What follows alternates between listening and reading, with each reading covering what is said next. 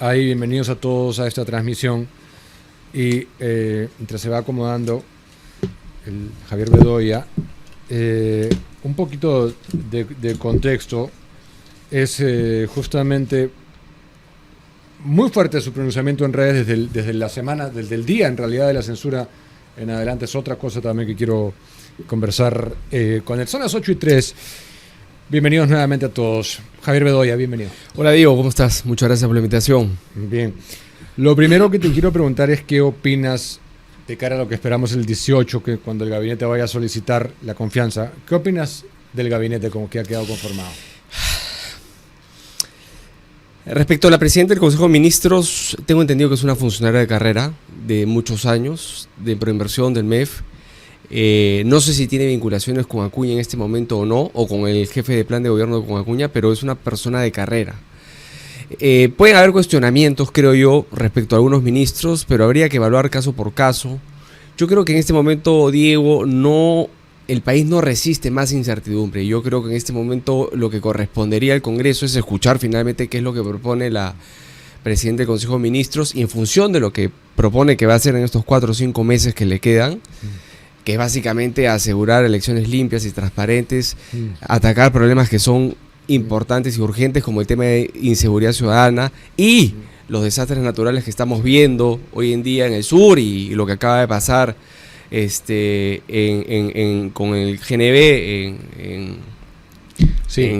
entonces son cosas que tienen que ser atacadas y yo no creo que podemos estar viviendo en esta incertidumbre y incertidumbre básicamente generada por un proceso electoral, porque lo que veo yo acá básicamente es puro cálculo político, puro fuego artificial de cara a unos procesos que faltan 40 días. Eso, y justamente ahí me das el pie perfecto para la pregunta, porque desde el día de la censura has tenido pronunciamientos muy claros, se podrían decir confrontacionales de alguna manera. ¿Cómo has vivido o cómo has analizado lo que pasó en ese día hasta ahorita? Para mí la derecha está dividida y hace mucho tiempo que lo venimos diciendo, sobre todo en el PPC. Lamentablemente no tuvimos eco en armar una alianza de mayor envergadura de la que hemos podido armar y sabíamos que esto iba a pasar y ahí están mis declaraciones de hace mucho tiempo, 2 años atrás, que si la derecha iba dividida, la izquierda iba a ganar este proceso electoral. Yo me mantengo muy firme y sigo creyendo de que una candidatura de izquierda va a pasar a segunda vuelta. Y creo que el gran ejemplo de lo que va a suceder el 12 de abril es lo que hemos visto en el Congreso. La de derecha, o la centro-derecha, como quieras llamarla, dividida, ha dejado pasar nuevamente a la izquierda, que ha tomado la presidencia de la República a través de Perú Libre nuevamente. Entonces, este tipo de conductas inmaduras, infantiles, poco políticas, de la clase política que tenemos actualmente y que representa un espacio que nosotros en Unidad Nacional representamos, te demuestra finalmente lo que puede pasar y que seguramente va a suceder el 12 de abril.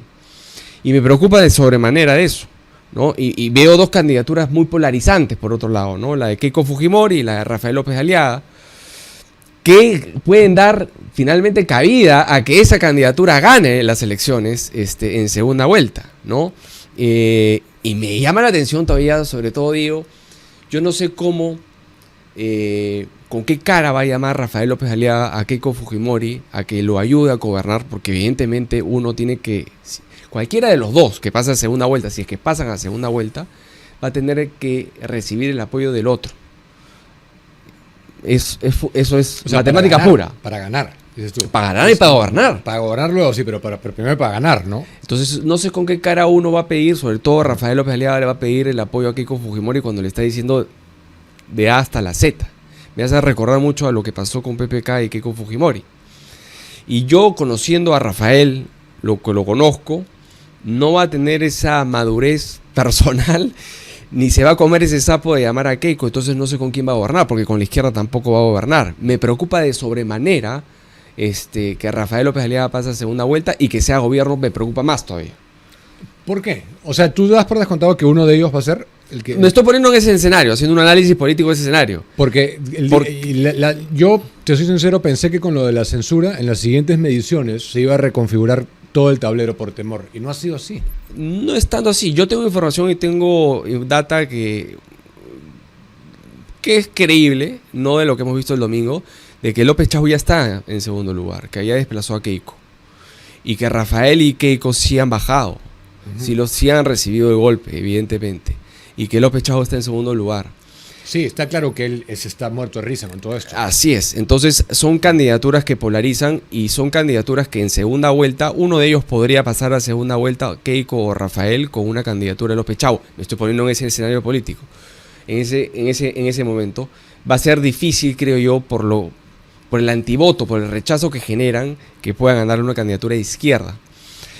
Peor aún, un gobierno de Rafael López Aliaga. A Keiko la veo un poquito más con madurez, creo que ha aprendido de los errores y creo que sí se podría comer el sapo de llamar a Rafael, pero Rafael nuevamente no creo que aceptaría ayudar a Keiko, siendo oposición. Entonces se complica la situación, o sea, hay que adelantarnos un poco a los posibles escenarios para ver qué puede pasar, para que el electorado tome conciencia de lo que finalmente significan estas candidaturas que polarizan. Por eso yo invoco y creo que una candidatura de consenso es la de Roberto Quiabra, de Unidad Nacional. Y no lo digo yo, porque así lo ha demostrado finalmente en los últimos meses, cuando lo han llamado a él, cuando las papas queman. Y justamente lo ha llamado a Rafael López Aliaga, y Keiko Fujimori no ha tenido problemas, lo han llamado a él, al general Quiabra. Objetivamente, Quiabra te parece una figura o sea, Quiabra a mí me da la impresión, que lo he entrevistado múltiples veces, que no tiene muy definido qué es lo que es, verdaderamente. Dice que no es estatista, no se logra separar de Velasco, dice que es de derecha, critica a los que... Entonces, no, yo creo que la gente lo que no quiere es estas cosas que no se sabe qué son. Mira, Diego, nosotros, el PPC, estamos yendo con él, somos un equipo, evidentemente él es la cabeza. A mí me queda claro que él tiene claro lo que quiere y lo que va a hacer. Pueden haber habido discusiones y yo vi la entrevista, en fin, no quiero entrar en ese detalle porque finalmente nos pasaríamos la entrevista debatiendo ese tema, pero creo que sí es una persona que genera consensos, tema. Sí, pero sí creo que es una persona que genera consensos en el Congreso y así lo reconocen sus pares hoy en día en el Congreso. Y el mismo Rafael López Aliaga lo ha reconocido y él mismo ha dicho que se lo propuso para que asumiera la presidencia del Congreso y por ende la presidencia de la República. Entonces, si la misma centro derecha o derecha reconoce que Roberto Quiabra es una persona de consenso, ¿por qué no pensar en él como una opción viable para la primera vuelta y generar los consensos que se requieren para una segunda vuelta? En tu lectura, y por eso tú tienes toda una vida dedicada con tu familia y todo, ¿no te parece que la gente está buscando una postura muy clara en la región, en el mundo? Cada vez es más claro la consideración de ese tipo de liderazgos que es sin duda fuertes, o sea, sin que duda. Digan, yo creo en esto. Sí. O sea, la entrevista que tú estás mencionando con el general tomó un rumbo que no era el que yo había planeado porque se dio así con lo de Pinochet y todo. Pero si entre Pinochet y Velasco yo tengo que elegir a uno, yo me quedo con Pinochet. ¿Tú no? Yo no creo que hayan dictaduras buenas o malas. Creo que toda dictadura es mala. De izquierda o derecha. De derecha. O sea, yo creo que no es mala. Por supuesto que nadie... La discusión se centró en que empezaron... En el general Quiabra, o sea, la discusión por lo que yo vi y entendí era quién...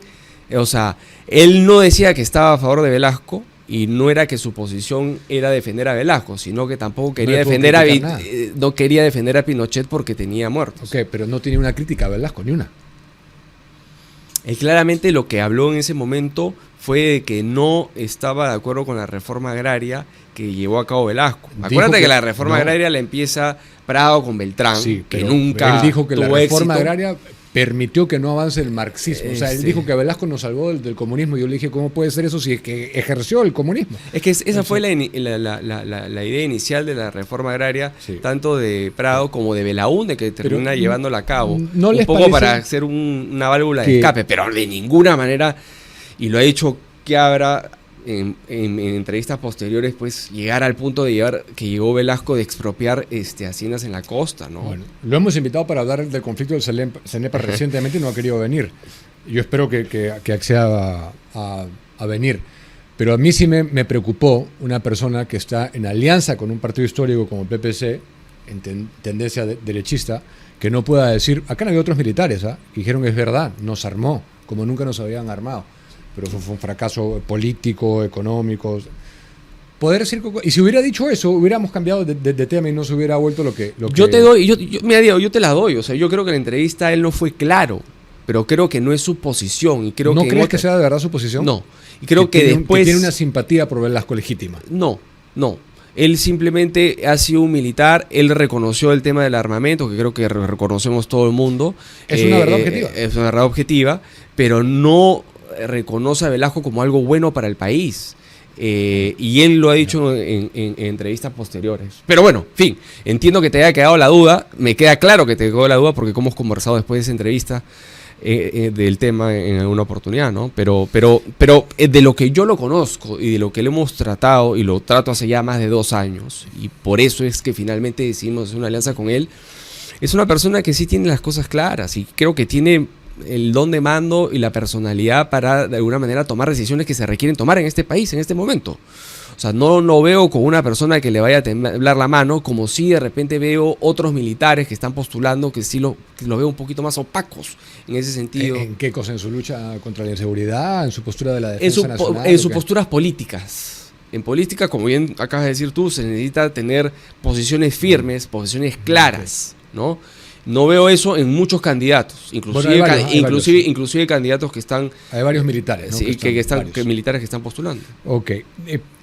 ¿Cómo llegaron? O sea, siempre no debo decir siempre, pero por lo menos desde enero, cuando ya comenzaba a calentarse el asunto para los que estamos en esto, siempre he pensado que el PPC, sin querer queriendo, se vio envuelto con Quiabre y no le quedó más que ya remar, porque ya estaban con la alianza. Pero ustedes hablaron con varios en su momento, ¿no? Con todos. ¿Con todos? Con todos los que ocupan el mismo espacio.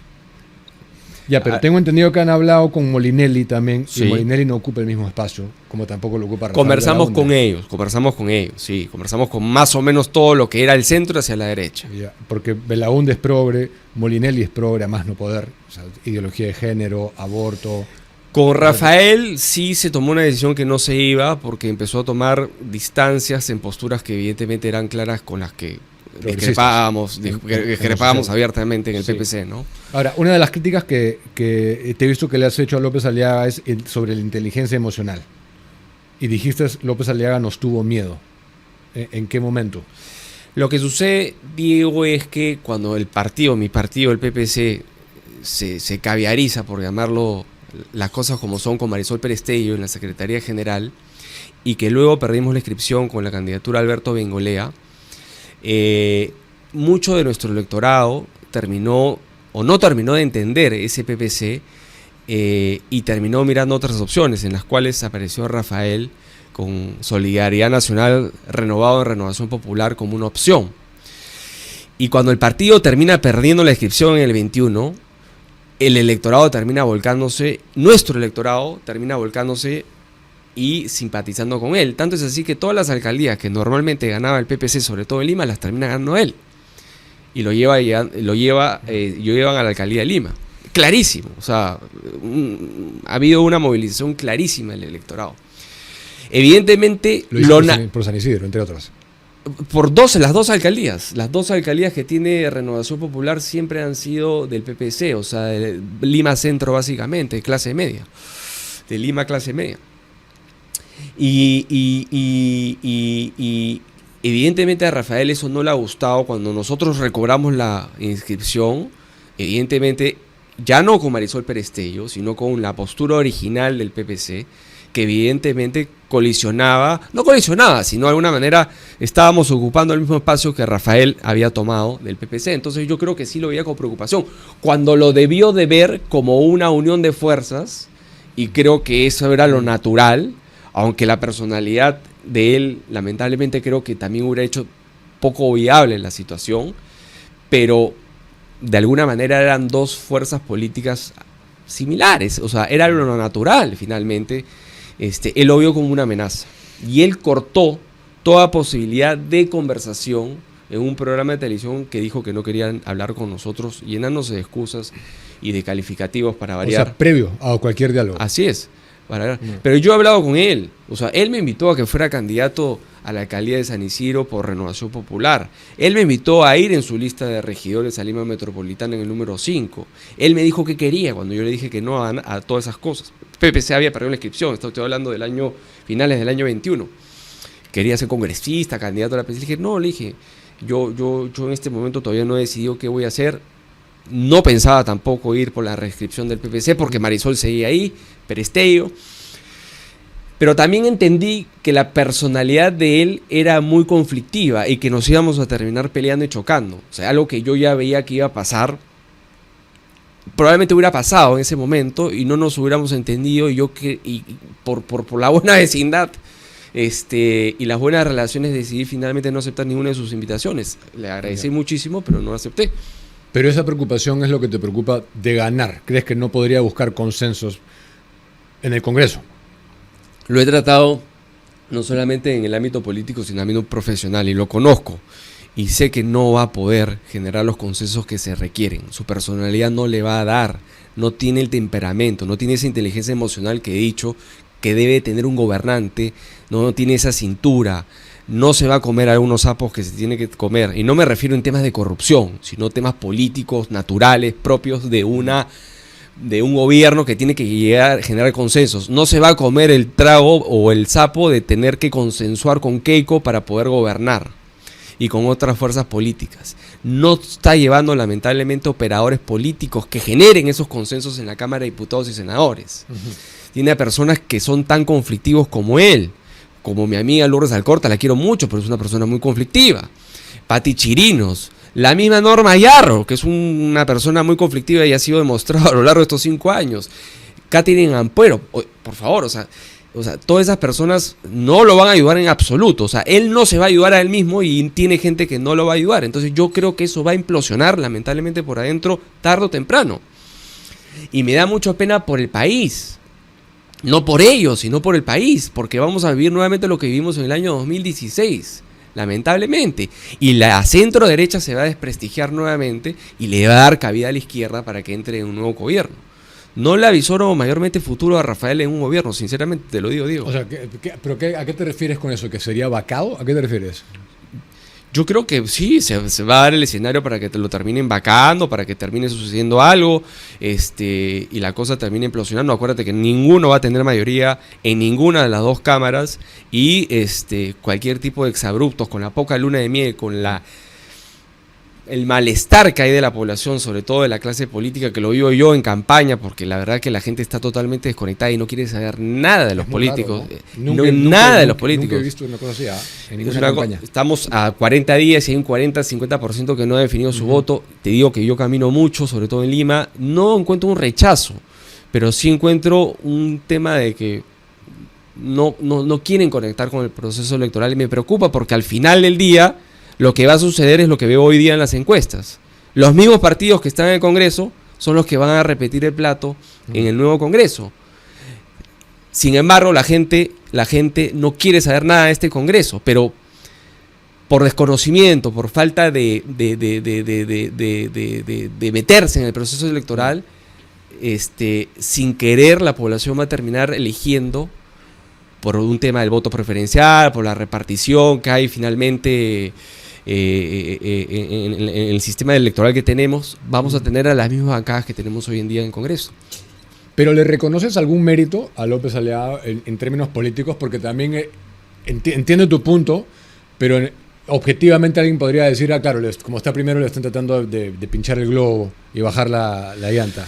Méritos ha tenido, yo creo que ha terminado y ha hecho obras importantes, como por ejemplo la vía expresa,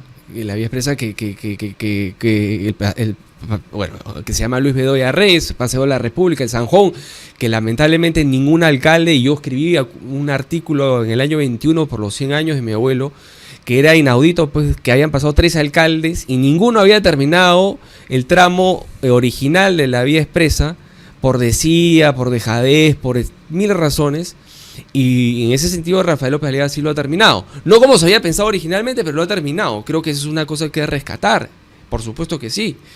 Y hay otras obras que también hay que rescatar de él, como hay cosas que también son criticables desde el punto de vista de la Municipalidad de Lima, ¿no? Pero acuérdate, Diego, que en la municipalidad él tenía mayoría por ley en el Consejo. Sí. Entonces él podía hacer y deshacer como le daba la gana. Tenía esa facilidad. Buenas obras, errores que cometió, tenía el apoyo para hacer lo que quería. No lo va a tener en un eventual gobierno. No lo va a tener. Y esa es mi preocupación. Ok, ¿cuántos partidos? O sea, si tuvieras que decir ahora, obviamente me vas a decir que tu alianza, ¿no? Pero ¿quiénes creen que pasen la valla? Porque no van a ser más de un puñado, ¿no? No creo que sean más de 7, en el mejor de los casos. Y creo que ahí, yo creo que es probable que evidentemente esté Rafael López Aliaga, esté Keiko, creo que López Chao de la izquierda va a sacar algo, Podemos, aunque no creas, también va a estar, Acuña va a estar también nuevamente en el nuevo Congreso, y ahí se va a repartir. ¿Crees que Acuña pase la valla? Sí. ¿Podemos también crees que pase la valla? Sí, yo creo que sí. Eso es... Yo no sé cómo hacen estos partidos para... Una cantidad infernal de plata que meten en la campaña. La gente, mucha por desconocimiento, no sabe finalmente qué es Podemos ni quién representa Podemos, y es engañada finalmente en la campaña, y por ignorancia, desconocimiento terminan votando por los símbolos de mayor recordación, que son los que hemos visto en los últimos 10 años. Somos Perú, probablemente pase la valla. Y no por méritos de Forsyth, sino porque es un símbolo reconocido durante muchos años. Probablemente Acción Popular hubiera pasado la valla. El APRA puede dar la sorpresa por recordación, no por Valderrama, ni por su bancada tampoco, salvo honrosas excepciones, pero no veo una locomotora tampoco dentro de la bancada. Entonces, hay muchos elementos que van a jugar. Sería bueno que se haga una encuesta ya con cédula para ver realmente cuál es la tendencia y hacia dónde vamos finalmente en ese sentido. Ahora, las encuestas, hay muchas que son manipulables, sobre todo con el bendito margen de error. Ahí entran todos y también pueden salir todos. Sí. Pero lo cierto es que también hay una falencia que la vimos en el 21. No hay, creo yo, recurso humano en muchas encuestadoras, inclusive las más serias, de llegar a un Perú profundo, un Perú rural, donde hay un gran voto y que no se está contabilizando y no se está teniendo en cuenta, y que lamentablemente es un voto de izquierda, o que la izquierda capitaliza con mayor eficacia. Pero hay un actor, que es lo que hemos hablado hace un momento, que para mí no ha estado tan presente en anteriores contiendas electorales, que es la desidia, ¿no? Que yo siento que me hace pensar que de repente no va a variar mucho la foto que estamos viendo, salvo pues que sea Castillo 2, ¿no? Alguien se aparezca en Castillo 2, que fue una cosa extraordinaria, ¿no? Como Fujimori en el 90, no es muy común eso. ¿Tú sí crees que se va a variar bastante los escalafones? No sé si vayan a variar. No creo que no es que vaya a variar contundentemente, porque además los chicos no vienen con símbolos de recordación, o sea, vienen con nuevos símbolos. Ahí se pueden también diluir. Yo espero que el mapa sea recordado como siempre ha caracterizado el PPC, esta vez por unidad nacional, pero puede haber una sorpresa. Puede haber, por ejemplo, candidaturas que se vayan a despuntar en un debate difícil, ¿no? Con ternas, pero acuérdate que la otra vez también fueron 2 días y habían estos idas y venidas, insultos de un lado a otro, y de repente este señor estaba inspirado y no tuvo un mal debate, Castillo. No tuvo un mal debate. Llamó la atención con su sombrero y la gente empezó a hablar de él y no tuvo un mal debate. Eso fue. No tuvo un debate. Como por ejemplo Rafael perdió, creo, la oportunidad de pasar a segunda vuelta por su mal debate, por su no sé en qué estado anímico se encontraba en ese momento, pero evidentemente no estaba bien y tuvo un mal debate, y creo que ahí perdió la oportunidad de pasar a la segunda vuelta, y Keiko capitalizó eso y pasó a la segunda vuelta. El debate puede decir muchas cosas, genera tendencias, porque es el momento realmente donde la gente se empieza a mirar las caras y mirar un poco los candidatos. O sea, hay gente que estadísticamente ya respondió eso, que van a esperar el debate para formar su decisión. Sí. O sea que eso sí es un hecho verificable. Los peligros que ves, o sea, ¿tú te crees el proceso electoral que se vaya a desarrollar de manera transparente? Los órganos que estamos viendo. Es un nuevo jurado, ¿no? La OMP no ha cambiado. Hay mucha manipulación en mesa. No siendo tanto temor por los organismos, por las entidades, sino por las manipulaciones en mesas que hay nuevamente en un Perú muy profundo, donde no hay presencia de la centro derecha, donde no hay personeros, donde finalmente te ganan las elecciones en mesa. Y la verdad, digo, ya viendo un poco en retrospectiva y ya habiendo vivido algunos procesos electorales, no como protagonista, porque este es el primero, pero viéndolo desde afuera he visto muchos presidentes desde el 2001 hasta la fecha que han ganado en mesa y no han ganado en las urnas, ¿no? Justamente por esa desidia. ¿Es bien serio eso, no? ¿Eh? Sí. Sí. Bueno, en el 2006 se denunció eso, ¿no? Sí, justamente, claro. Un caso. Sí. Nosotros lo denunciamos, que Lapra efectivamente había metido mano en mesas. Sí. Y no ha pasado en segunda vuelta, sí. Sí, me acuerdo claramente de ese caso cuando Lourdes estaba. Pero y creo que es lo que pasó finalmente también en el 21, ¿no? O sea, no habían personeros a nivel nacional. Y es algo que hay que responsabilizar a Fuerza Popular, o sea, porque ellos eran los reales, eran los protagonistas y se les habló y creo que ellos hablaron con todo el mundo y la preocupación de todos era, y sobre todo el PPC, y yo recuerdo haber hablado con Lucho Galarreta y le dije, Lucho, ¿tienes personeros a nivel nacional? ¿Tienes personeros? Sí, tenemos personeros en Zambor. No. ¿Tienes personeros en la sierra del norte del país, por ejemplo? Y no me respondió. O sea, yo creo que también hubo una dejadez y una desidia de Fuerza Popular, porque era obvio que ahí tenía fuerza Perú Libre, sí. Y ahí es donde finalmente teníamos que ir a cuidar los votos, no en Lima. Si López Chao pasa, yo he dicho que yo no considero que López Chao sea caviar. Yo sí creo que él es marxista. Pero por supuesto. Convicto. ¿Cuál es el peligro que ves verdaderamente? Yo realmente veo un peligro de ir calando de a pocos, como finalmente esta izquierda lo ha hecho durante todos los años en otros países, como lo ha hecho en Venezuela. De a poquitos van a ir entrando, y van a empezar con las... Por lo pronto, olvídate de Petroperú, de la gestión privada y de venderlo, privatizarlo y de una serie de cosas que se quieren hacer hoy en día. Olvídate de todo eso. Yo creo que con Castillo nos hablamos porque era un tipo realmente ignorante. O sea, gracias a Dios que era un tipo tan ignorante que da encima un golpe de Estado en el mismo Palacio de Gobierno, en vez de darlo por lo menos en la Embajada de México. Si hubiera sido un poquito más inteligente, por lo menos hubiera dejado el cassette grabado y se hubiera ido a la Embajada de México y por último, si no le ligaba, como no le ligó, ya se iba a México. O sea, no entiendo ese tipo de razonar. O sea, gracias a Dios el tipo no era brillante, y no lo es. Pero López Chao sí es otro animal, es otro pelaje. Es formado, pues. Es formado, es otro pelaje. Y ese sí es peligroso, es muy peligroso. Totalmente. Entonces la gente lo ve como medio caviar, ¿no? Que no es un caviar, es de izquierda. Así es, dura. Es un tipo de izquierda dura y hay que tener mucho cuidado. Lamentablemente en este país, y lo tengo que decir, aunque a mucha gente no le guste, creo que a veces tenemos que tocar fondo para entrar en razón, ¿no? Yo a la gente la veo muy tranquila, que no va a pasar nada, porque no hemos tocado fondo. Porque creen que con Castillo, como no tocamos fondo, por las razones que acabo de decir, no va a pasar nada. Pero López Chao no va a cometer los errores de Castillo, créemelo. Y lamentablemente, a veces tenemos que tocar fondo para reaccionar. Yendo a Velasco, por ejemplo. Y es una reflexión que le hacía el otro día a mi padre. La actual clase política, que tampoco se ha renovado mucho, que es la generación de mi padre, que seguimos viendo en algunos partidos políticos, es la clase política que surgió después de Velasco. Que mucha gente se comió la cancha, se metió en política, muchos jóvenes se metieron en política, pusieron el hombro, hubo una renovación y hubo, digamos, una efervescencia de participar en política cuando regresamos a la democracia en el año 80. Después de eso no ha habido mayormente renovación.